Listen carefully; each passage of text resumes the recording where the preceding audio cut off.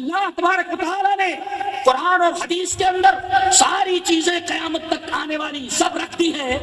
کہیں اگر مفکر فقیہ نہ پہنچ پائے تو اجتہاد پر عمل کیا جائے، اور جب قرآن و حدیث کا صاف مسئلہ سامنے آ جائے تو اس کو چھوڑ دیا جائے، اس لیے کہ اجتہاد وقتی ہوتا ہے. ورنہ اجتہاد کو کون نہیں مانتا؟ ہم اجتہاد کو بھی مانتے ہیں اور قیاس کو بھی مانتے ہیں، لیکن ضرورت کے وقت قرآن و حدیث کے صاف احکام موجود ہوں تو ہم قیاس کو بھی نہیں مانتے اور اجماع کو بھی نہیں مانتے. ورنہ قرآن و حدیث کے اندر صاف مسئلہ موجود نہ ملے ویسے ہے کلی طور پر نہ ملے تو قیاس کو بھی مانتے اور اجماع کو مانتے. دلیل یہ حدیث پاک ہے. وعن ابی ہریرہ رضی اللہ تعالی عنہ قال قال رسول اللہ صلی اللہ علیہ وسلم اذا حکم الحاکم فاجتہد فاصاب فله اجران وَإِنِ اجْتَهَدَ فَأَخْطَأَ فَلَهُ أَجْرٌ وَاحِدٌ رواہ الترمذی فی کتاب الاحکام. حضرت امام ترمذی حدیث پاک کو اسے کتاب الاحکام کے اندر ہے، راوی حضرت ابو ہریرہ ہے. حضرت ابو ہریرہ فرماتے ہیں کہ جناب محمد رسول اللہ صلی اللہ علیہ وسلم نے فرمایا کہ جب کوئی فیصلہ کرنے والا، کوئی عالم، کوئی مفتی، کوئی جج فیصلہ کرے، فیصلہ اگر صحیح ہو جائے تو اس کو 2 اجر، اور فیصلہ اگر غلط ہو جائے تو تب بھی 1 اجر ملنے والا ہے، تب بھی 1 اجر ملنے والا ہے. جیسے حضرت عمر رضی اللہ تعالی عنہ نے اجتہاد کیا، کیسے کہ طلاق ایک مجلس کی 3 ہو جاتی، 3 طلاق ایک مجلس کی 3 ہو جاتی ہے. کیوں؟ اس لیے کہ انہوں نے دیکھا کہ لوگوں نے کثرت سے طلاق دینا شروع کر دیا ہے، تو اب کیا کیا جائے روک تھام کے لیے؟ جو ہے بھائی اپنی بیوی کو طلاق بول دے رہا، تو اس کو کیسے روکا جائے؟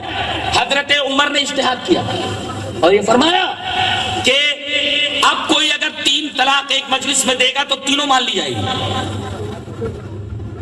برابر ہے. لیکن نبی کے زمانے میں ایک ہی تھی، 3 طلاق ایک، اور حضرت ابو بکر کے زمانے میں. اب دیکھیں ایک طرف حضرت عمر کا اجتہاد ہے، اب انہوں نے اجتہاد کیا، ہم یہ نہیں کہیں گے کہ غلط ہوا یا انہوں نے غلطی کی، ہم یہ کہیں گے کہ ایک اجتہاد کیا انہوں نے. اگر اجتہاد غلط ہوا تب بھی 1 اجر ان کو ملا، 1 اجر مل گیا ان کو، 1 ثواب مل گیا اجتہاد غلط ہونے کے باوجود بھی. لیکن عمل ہوگا تو حدیث کے اوپر ہوگا، حدیث کے اوپر، حدیث اس طرح. وعن ابن عباس رضی اللہ تعالی عنہما طلق رکانۃ ابن عبد یزید انه طلق امراته 3 في مجلس واحد فحزن عليها حزنا شديدا قال فسأله رسول الله صلى الله عليه وسلم كيف طلقتها قال طلقتها 3 قال فقال في مجلس واحد قال نعم قال فإنما هي تلك واحدة فرجها إن شئت قال فرجعها فكان ابن عباس يرى أنما الطلاق عند كل طهر رواه احمد في مسندی. حضرت امام احمد بن حنبل رحمہ اللہ اس حدیث پاک کو ایسے ہی اپنی حدیث کی کتاب مسند احمد کے اندر لائے، راوی حضرت عبداللہ ابن عباس ہیں.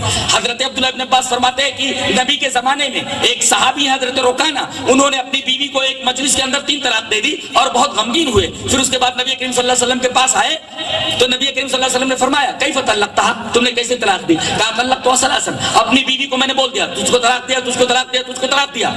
نبی کریم صلی اللہ علیہ وسلم فرمایا فی مجلس واحد، ایک مجلس میں بولے ہو؟ قال نعم، ہاں ایک مجلس. قال فإنما هي تلك واحدة، یہ تو ایک ہی طلاق ہے، فرجع إن شئت، اگر چاہ تو رجوع کر لے. اب بتائیے نبی کریم صلی اللہ علیہ وسلم کے زمانے میں رکانہ نے 3 طلاق دی ایک مجلس کے اندر، نبی نے کہا 1. اب حضرت عمر نے اگر ایک تعزیری قوانین کے طور پر، ایک تعزیری قانون کے طور پر 3 کو 3 نافذ کر دیا تو یہ چونکہ حدیث نہیں ہے، یہ حضرت عمر رضی اللہ تعالیٰ عنہ کا اجتہاد ہے، لہذا ہم حدیث کو لے لیں اور یہ سمجھیں کہ حضرت عمر رضی اللہ تعالیٰ عنہ یہ 1 اجر کے مستحق ہیں. اس طریقے سے مسئلہ کوئی بھی آئے تو ضرورت اس بات کی ہے کہ ہم قرآن کی طرف پلٹیں اور حدیث کی طرف پلٹیں، اور اگر قرآن و حدیث میں واضح طور پر مسائل موجود نہ ہوں تو آپ قیاس کی طرف آئیں، آپ اجماع کی طرف آئیں. چاہے امام ابو حنیفہ رحمۃ اللہ علیہ کا مسلک ہو اور وہ حدیث کے قریب اس کو لے لیں، امام شافعی رحمۃ اللہ علیہ کا مسلک قرآن و حدیث کے قریب اس کو لے لیں. اجتہاد اور اجماع اس کا کوئی بھی منکر نہیں ہے.